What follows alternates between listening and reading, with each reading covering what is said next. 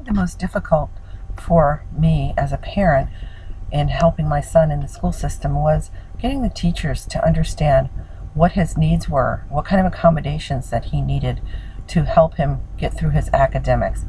Many times, because the tics were not always the problem, but it was the other associated disorders that gave him the most difficulty.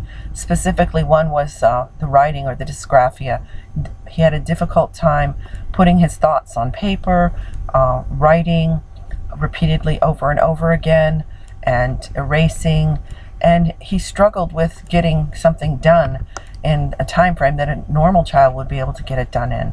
And it was where he needed a scribe to write things down for him, especially notes in the classroom, and getting homework done, or even showing his math, all his work when he was doing math problems.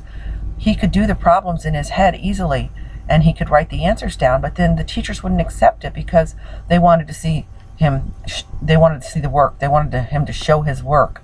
And that was intensely laborious and very difficult for him to do. And if they would just accept what he could do and accommodate him in the ways that he needed to, that would have been the most helpful.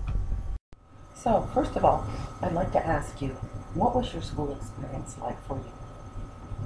School was hard.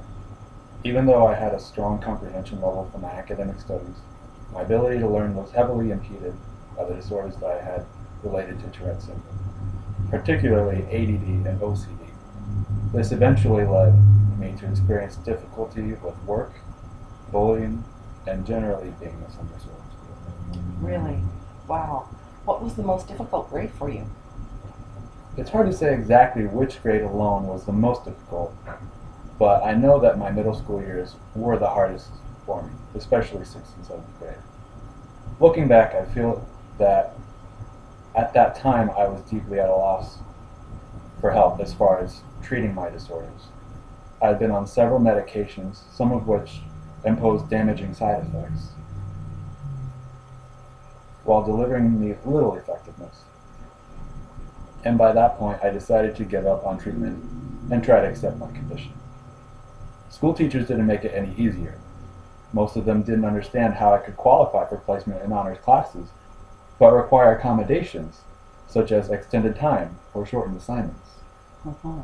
They thought that would give me an unfair advantage and that I didn't belong in those classes. Really? How did you deal with that?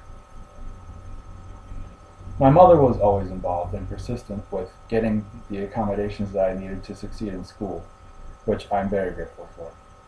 I guess you could say that the only unfair advantage that I had was having a mom who, as a teacher herself, knew my rights in the school system and advocated for me at a time when I couldn't help myself.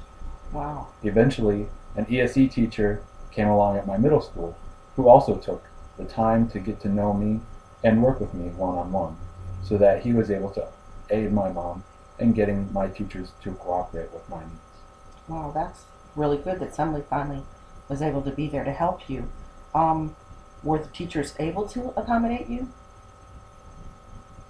without his assistance? Rarely. There were some teachers who did come to realize that although I was capable, I did need accommodations, but not until these things were brought to their attention. I see. So, what would you say to teachers now when you look back on your experience? First, I'd like to thank all the ones who supported me. The ones who made it difficult, I would tell to not be so difficult and to be more flexible. So flexibility is a key in working with a student with special needs. Absolutely. Well, that's good to know. I think all teachers should understand that and maybe get to know the student better would help. What are you doing now as far as your career? I'm a sign language interpreter for Pinellas County Schools, which is the same school system that I was always growing up in. Growing up, I never thought that I'd be there someday, but I always remembered the ESE teacher at my middle school that told me once, one day, you're going to do something to help other people too. Back then, I never understood how that could even be possible when I often needed so much help myself. But I'll never forget him for believing in me.